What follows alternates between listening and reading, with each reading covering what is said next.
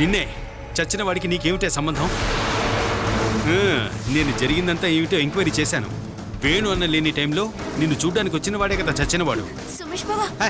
నిజం కాకపోతే తను చెప్పని. వేణు అన్న వచ్చిన టైంలో తప్పించుకోవాలి అని చూసిన టైంలోనే వాడు దొరికిపోయాడు, అంతేనా? అదే కదా నిజం. ఆహా, ఏమీ తెలియనట్టు ఎంత అమాయకురాలో నుంచున్నావు. నువ్వు ఇకపైన ఇక్కడ ఉండకూడదు. అది మీ అన్నయ్య వేణుగోపాల్ వచ్చి చెప్పమను. కానీ తను జైల్లో ఉన్నాడుగా. అది నా ప్రాబ్లం కాదు.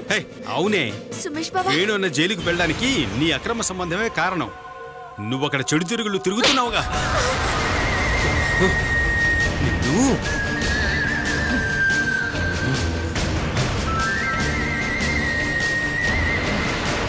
నోటికొచ్చినట్టు వాగితే చంపుతాన్రా నిన్ను.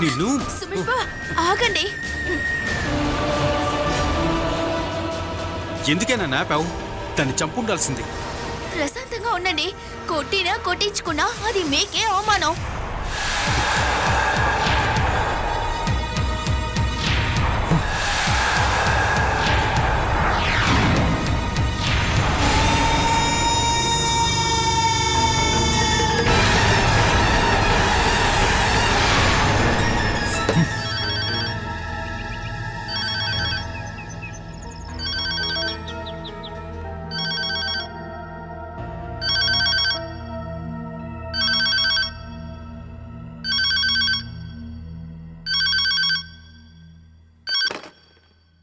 హలో నాన్న, నేను హరి.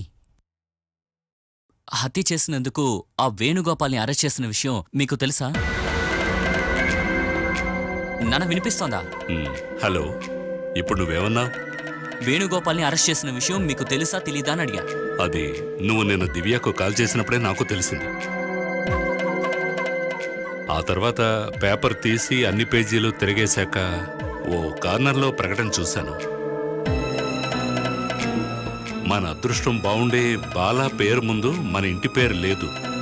ఇప్పుడు అదే ముఖ్యమైన విషయం నాన్న. బాల గురించి ఏమైనా తెలిసిందా? నేను ఎక్కడికని వెళ్ళి ఎంక్వైరీ చేయగలను. ఏదైనా అవసరమైతే తనే కాల్ చేస్తుందిలే. మన ఊరిని అయిన వాళ్ళని వదిలేసి వేరే ఊళ్ళో ఉంటున్న దాన్ని నేను ఎక్కడైనా వెతకను. సంఘటన సిటీలో ఉన్న హై రేంజ్లోనే కదా నాన్న జరిగింది. న్యూస్ పేపర్లో కూడా వచ్చింది కదా. పోలీస్ స్టేషన్కి వెళ్ళి ఎంక్వైరీ చేస్తే బాలా ఇంకా పాప ఎక్కడున్నారో తెలుసుకోవచ్చు. నాకు 2-3 రోజులుగా ఒంట్లో బాగాలేదు. ఒళ్ళంతా ఒకటే నొప్పులు, జ్వరం కూడా ఉంది. కానీ దివ్య ఫోన్లో ఇదంతా చెప్పలేదే. నాకున్న సమస్యలు తనతో ఎందుకులే అని చెప్పలేదు. నా బాధలేవో నేనే పడతాను. ఏదైనా ముఖ్యమైన పని వస్తే మీకు వీలుండదు. సమస్య లేదంటే చాలు, అప్పుడు మీకు వీలుంటుంది. నేను విచారిస్తానులే. ఊరికే ఎంక్వైరీ చేస్తే సరిపోదు. బాలాని పాపని కనిపెట్టి వాళ్ళకేం కావాలో మీరే దగ్గరుండి చెయ్యాలి. ఇదిగో అమ్మొచ్చింది, ఇస్తాను, మాట్లాడు. నేను ఈ విషయం చెప్పడానికి ఫోన్ చేశాను. నేను తర్వాత ఫోన్ చేస్తాను. ముందు నేను చెప్పిన పని చెయ్యండి. ఏంటండి వాడు ఫోన్ కట్ చేశాడా? నా పరిస్థితి చూడు ఎలా ఉందో. వాడు చెప్పేది నేను వినాలట. బస్సులో 100-150 కిలోమీటర్ల దూరం వెళ్ళి బాలా ఎక్కడుందో వెతికే వయసటే నాది. అవసరమైతే వాడిని వెళ్ళి వెతకమని. చూడు, నేను నీతో మాత్రమే చెప్తున్నాను. వాడు కాల్ చేసినప్పుడు ఇవన్నీ వాడితో చెప్పకు. బాలా ఇప్పుడెక్కడుందో తెలియదని మాత్రం చెప్పు చాలు.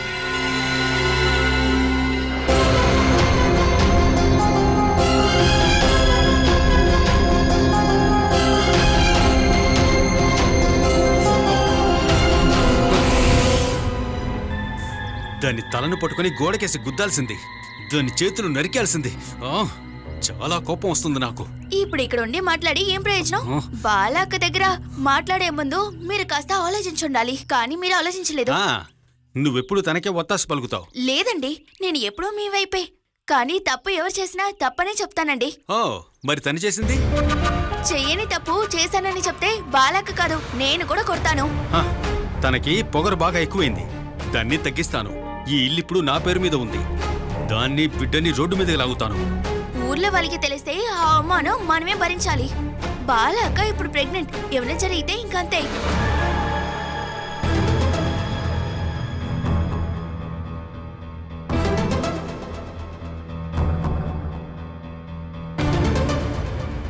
బలవంత పెట్టి బాలాక్కని ఇక్కడ నుండి మనం పంపించలేము. అక్కగానే వెళ్ళాలి. దెబ్బలు తినింది మీరైనా కూడా, కానీ కొట్టింది ఒక ఆర్ది. అది కూడా నా ముందు కొట్టారండి. తప్పు మీ మీదే ఉన్నా కూడా నేను అది భరించలేనండి.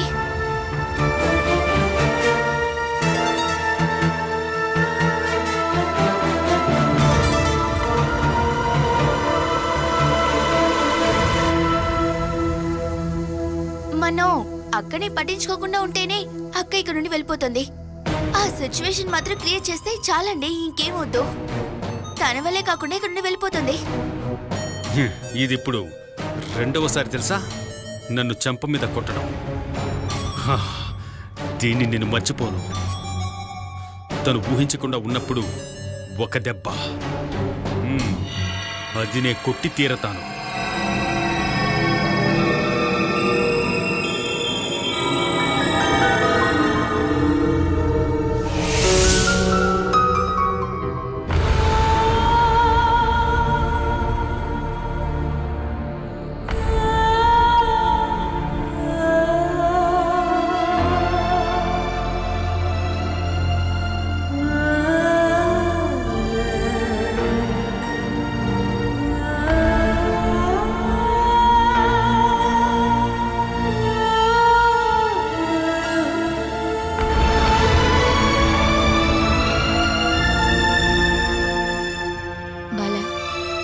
సుమేష్కి ఆ దెబ్బ తగలాల్సిందే. దున్నపోతు కాళ్ళు ఎవరు కట్టేస్తారా అని, ఎవరు కొడతారని ఎదురు చూస్తూ ఉన్నాను. ఇప్పుడు కరెక్ట్గా ఉంది. ఇక ఓడిపోకూడదని నిర్ణయించుకునే ఇక్కడికొచ్చాను. చీటికి మాటికి దెబ్బలు, అవమానం, తన్నులు, ఇలా ఎంతో చిత్రవద అనుభవించాను. అంతకంటే ఎక్కువగా ఇక్కడేమీ జరిగిపోదు కదా. బాలా, నువ్వు జీవించడానికి మాత్రం ధైర్యం కావాలి. కానీ సుమేష్ విషయంలో కొంచెం జాగ్రత్త ఉండు. ఒక దెబ్బ పడింది అని బాధ కాదు, అది నీ చేత జరిగిందన్న అవమానం అతని జీవితాంతం మర్చిపోడు. వాడు నన్ను ఏం చేస్తాడక్కా? చంపుతాడా? అంత ధైర్యం వాడికి లేదు. అంత ధైర్యం ఉంటే అలా మాట్లాడుతూ ఉండడు. నువ్విప్పుడు ఒంటరిగా లేవు బాలా. ఒక బిడ్డ చేతుల్లోనూ ఇంకో బిడ్డ కడుపులో ఉంది. వాళ్ళకేం జరగకుండా చూసుకోవాలి. ఇప్పుడు నువ్వు కొట్టిన దెబ్బ వల్ల సుమేష్ అహంకారం కొంచెం తగ్గుంటుంది. కానీ తను నీ మీద ఎలా పగ తీర్చుకుంటాడన్న భయంగా ఉంది. సుమేష్ని మార్చడం కోసం నేను ఇక్కడికి రాలేదు, జీవించడం కోసం వచ్చాను. మా వాళ్ల నుంచి ఏం కావాలో లెక్కలు చెప్పి తీసుకుని జీవితాంతం చూసుకుంటామని చెప్పే కదా ఈ ఇంటికి తీసుకొచ్చారు. ఆయన 2 పిల్లల తల్లిని నేను. వేణుగోపాల్కి ఈ ఇంట్లో హక్కు ఉంది. ఆ హక్కు ఇప్పుడు నాది. దేనికి పనికిరాని ఒక అరెకరమే వేణు పేర్లో రాసుంచారు. దాని పక్కనే తుఫానొస్తే కొట్టుకుపోయే స్థలం మాకు రాసుంచారు. పెద్ద హక్కు అది ఇదని మనం అక్కడికి వెళ్తే అక్కడ గుడిసేసుకొని బతకమంటే అప్పుడేం చేస్తాం? అలా వీళ్ళు చెప్తున్నట్టు ఏమీ జరిగిపోదుగా. అత్తయ్యకి ఆశ మీద మాత్రమే కోపం. చివరి కొడుకు సుమేష్ అంటే ఆవిడకి ఎంతో ఇష్టం. అతన్ని కొంచెం కన్నీళ్లు పెట్టుకొని అడగగానే అత్తయ్య ఏదైనా చేస్తుంది. ఇప్పుడు ఇల్లు అతని పేర్లో ఉండడానికి కారణం కూడా ఇదే. ఇకపై దేనికి నేను ఏడవాలనుకోవడం లేదు. ఎవరిని ఎదిరించినా సరే నేను జీవించాలి, బిడ్డల్ని పెంచాలి. ఎవరి సహాయం లేకపోయినా నేను నా బిడ్డల కోసం బతకాలి.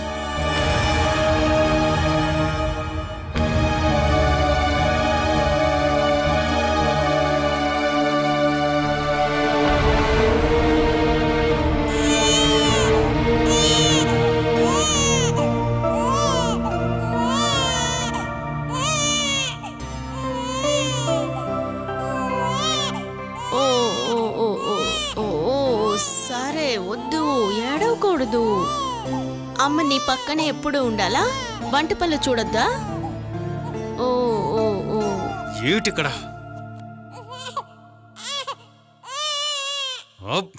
ఏమిటి ఏడుస్తూనే ఉంది? దాన్ని నోరు ముయ్యి. చిన్న బిడ్డలు అలాగే ఏడుస్తారు. ఇలా ఏడుస్తూ ఉంటే దాన్ని తీసుకెళ్లి బయటపడేస్తాను. అంత ధైర్యం ఉంటే చేయి చూద్దాం. ఏంటండి మీ సమస్య? ఆకలేస్తే పాప అలాగే ఏడుస్తుంది. దాని ఆకలి తీర్చడం దీని బాధ్యతగా? దాన్ని వదిలేసి ఇలా ఏడిపిస్తోంది. మనల్ని కావాలనే రెచ్చగొట్టడానికి పాపని విధంగా ఏడిపిస్తోంది. అటువంటి నీచపు ఆలోచనలు నీకే వస్తాయి. ఇలా చూడు, ఈ బిడ్డ ఏడుస్తూ ఉండడం నాకేమాత్రం నచ్చడం లేదు. ఇలా ఏడ్చి మారం చేసి నిద్రపోనివ్వకుండానే నువ్వు పెరిగావు. ఎన్నో ఇబ్బందులు పడే ఒక్కొక్క తల్లి తన బిడ్డల్ని పెంచుతుంది. సొంత తల్లినే షెడ్డుకి పంపించేయాలని అనుకుంటున్న నీకు తల్లి ప్రేమ అంటే ఏంటో అస్సలు అర్థం కాదు. మర్యాదగా మాట్లాడలేదంటే మర్యాద ఇచ్చే విధంగా నడుచుకో. నిన్ను అరే ఎందుకండి చూసినప్పుడు ఎంత గొడవ పడుతున్నారు? నా పేరు మీద ఉన్న ఇంట్లో ఉంటూ నన్నే అంటున్నావా నువ్వు? దయచేసి వస్తారా మీరు? ఎందుకు ఎప్పుడు చూసినా గొడవ పడుతున్నారు? చెప్తే అర్థమయ్యే వాళ్ళకి చెప్తే సరిపోతుంది. సిగ్గులేని వాళ్ళకి చెప్పాల్సిన అవసరం లేదు. రండి రండి. ఎందుకు తల్లి ఏడుస్తున్నావు? అమ్మ వచ్చేసాను కదా.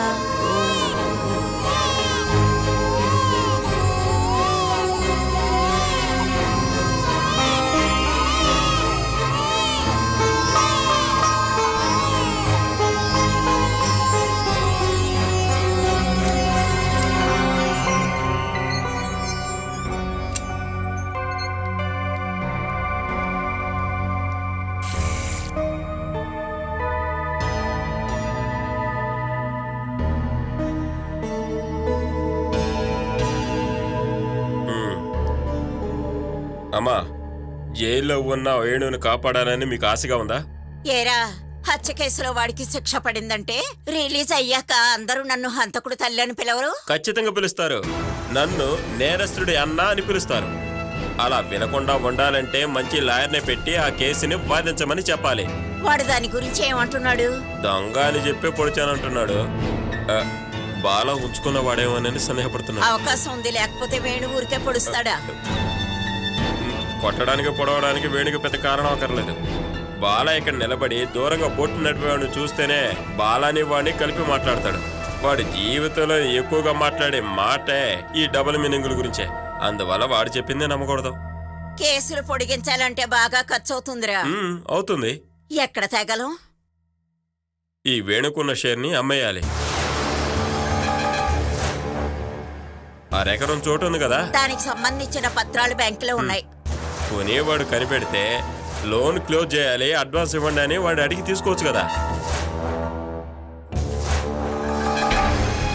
అంత డబ్బు అరెకరానికి ఎవరు ఇస్తారు? ముందులా కాదు, ఇప్పుడు స్థలానికి బాగా డిమాండ్ ఉంది. ఎవరో ఒకరిని వెతికి పట్టుకుందాలేమా. అయితే నువ్వు సుమేష్ మాట్లాడి ఏం చేయాలో చెప్పండి. వాడికి శిక్ష పడలేదంటే మనకి అవమానం తప్పుతుంది.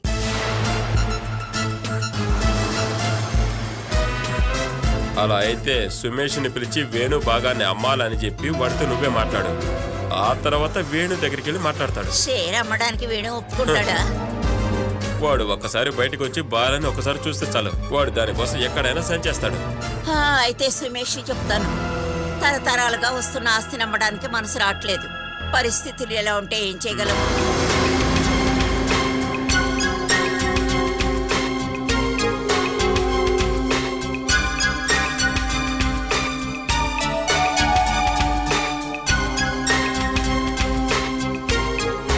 అమ్మకి సడన్ గా జ్ఞానోదయం అయ్యి ఉన్న ఈ ఇల్లు మొత్తం అమ్మేసి బ్యాంకులో లోన్ తీర్చేసి వేణు అన్న కేసు నడపాలని డిసైడ్ అయితే ఆ తర్వాత నా ఆశలన్నీ నాశనం అవుతాయి.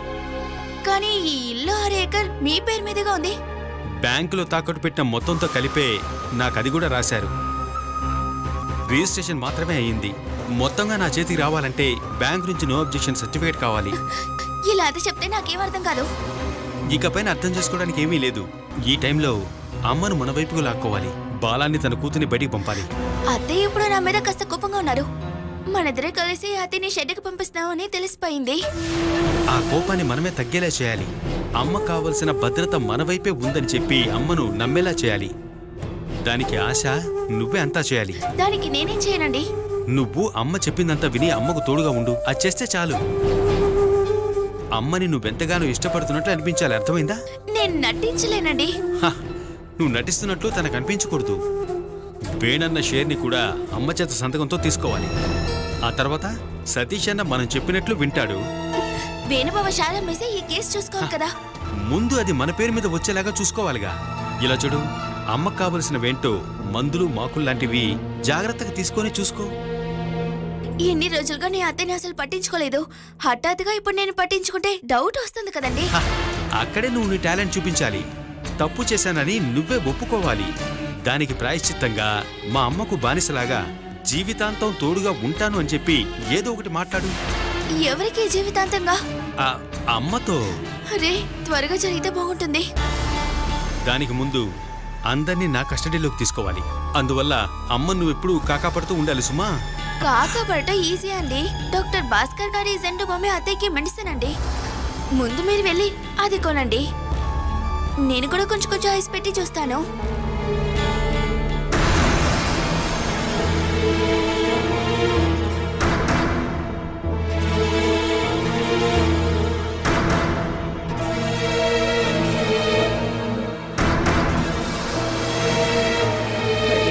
భగవంతుడా, ఏమో అక్కడ నొప్పులతో చచ్చిపోతున్నాను రా దేవుడా.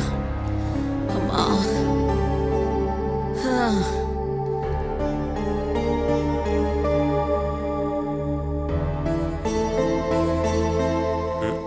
నువ్వేంట్రా గెలుగుతూ ఉన్నావు?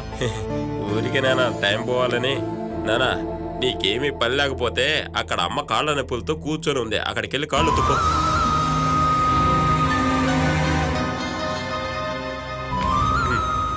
బాగా నొప్పులనే చెప్పింది.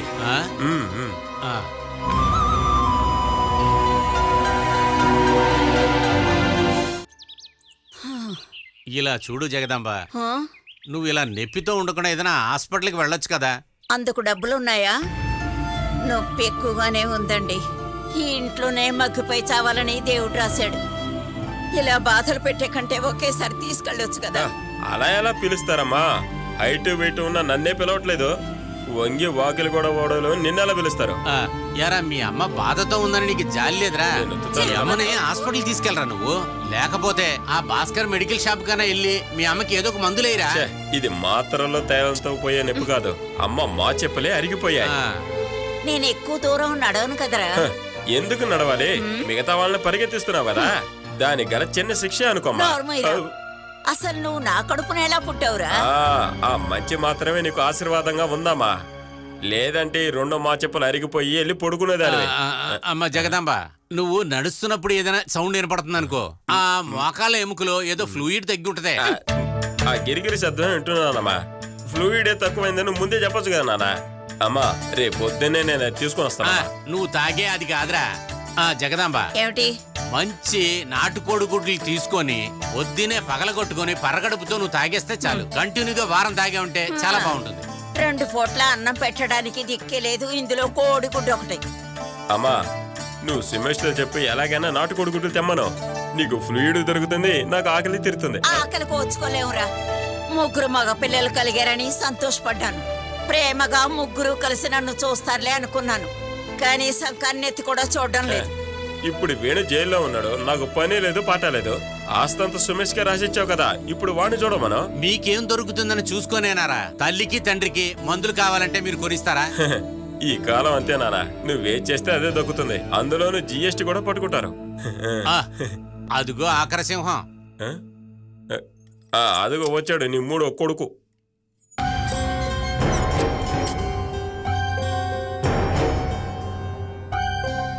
ఏంటన్నయ్య ఇక్కడికి వచ్చి కూర్చున్నారు? మేమేం వచ్చి కూర్చోలేదు, అమ్మకు తోడుగా వచ్చి కూర్చున్నాను. ఏమైందమ్మా? ఇంట్లోకి వెళ్దామని వచ్చానురా. మోకాళ్ళ నొప్పి భరించలేక ఇక్కడ కూర్చున్నా. అమ్మా నీ మోకాళ్ళ నొప్పి కావలసిన మందులు తీసుకొచ్చాను. అదే నువ్వు బాగా నమ్మే భాస్కర్ డాక్టర్ దగ్గర నుంచి. ఇకపైన నీకు మోకాళ్ళ నొప్పులే ఉండవు. అయితే నాటుకోడి గుడ్డు కొనరామా? ఏంటి? నువ్వులే మా రూమ్ లోకి వెళ్ళు. ఆశా ఎందుకు రాదా అని పిలుస్తున్నావు? తనే కదా ఇంటికి మహారాణి అని ఒక ఆలోచన ఉంది, దాన్ని మార్చాలి కదా. వసే ఆశ, నేను లోపలికి తీసుకెళ్లి రాసుకుంటాను. ఏమైందండి? రావేలాగా.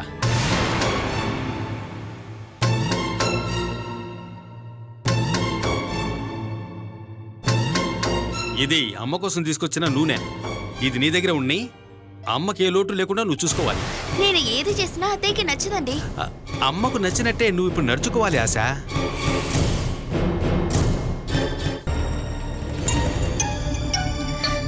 మీకు అమ్మ అయితే నాకు కూడా అమ్మే కదండి. అయ్యో అయితే మీ నాన్న ఇక్కడ ఉన్నాడా? అత్తయ్య మీరు రండి, నేను మిమ్మల్ని చూసుకుంటాను. రండి. నీకేం కాదులే. రండయ్యా. నిదానంగా పట్టుకెళ్ళమ్మా. తీసుకువెళ్ళు.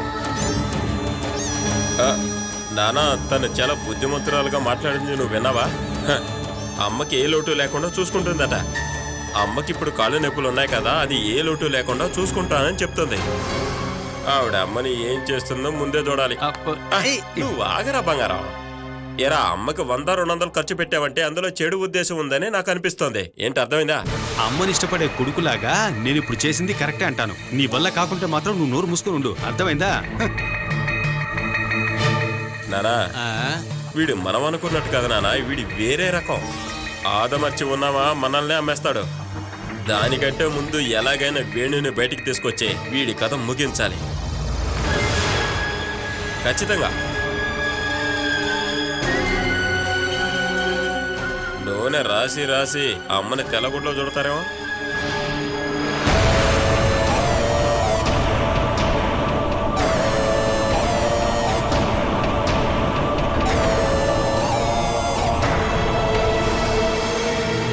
వేణు అన్నని జామీన్లో తీసుకురావాలన్నా, కేసు నడపాలన్నా డబ్బు కావాలి. దానికోసం వేణు అన్న పేరు మీద ఉన్న షేర్ని అమ్మాల్సిందే. దేన్ని నమ్మినా సరే నాకు నా బిడ్డకి ఉండడానికి ఒక చోటు మాత్రం కావాలి. మీరు ఇక్కడే ఉండొచ్చు కదక్కా. ఇప్పుడు ఇది సుమేష్ పేరులోనే ఉంది కదా. వేణు ఇప్పుడు ప్రమాదంలో ఉన్నాడు. మనం ఒకటిగా ఉంటేనే వాడిని ఇంటి నుంచి కాపాడగలం. ఈ సమయంలో అమ్మకపోతే ఇంత ఆస్తి పెట్టుకుని ఏంటి ప్రయోజనం? 60 ఏకర్లు 10 సెంట్లు తన కోసం మనం వదిలిపెట్టి మిగతాది మాత్రం అమ్మితే చాలరా. అవన్నీ జరగవు నాన్న. అలా నా కళ్ళ ముందు ఆ 10 సెంట్లలో గుడిసేసుకొని అది ఉండకూడదు. ఒరే సుమేష్, ఇంకెవరిని ఏమీ అడగక్కర్లేదు. ముందు వేణు జామీన్లో బయటికి రావాలి. కేసు గెలిచి శిక్ష తక్కువ పడిందనుకో, వాడు బయటకు వచ్చి మళ్ళీ షేర్ అడుగుతాడు. అది వాడు బుద్ధే కదా. పక్కా అగ్రిమెంట్ తోనే నేను దీన్ని నమ్ముతున్నాను. అన్నట్లు అందరూ వినడం కోసం ఒక విషయం చెప్తున్నాను. వేణు అన్న షేర్ ఇక్కడ అమ్మేసిన తర్వాత మాకిందులో హక్కుందని ఎవరూ ఇక్కడ ఉండకూడదంతే.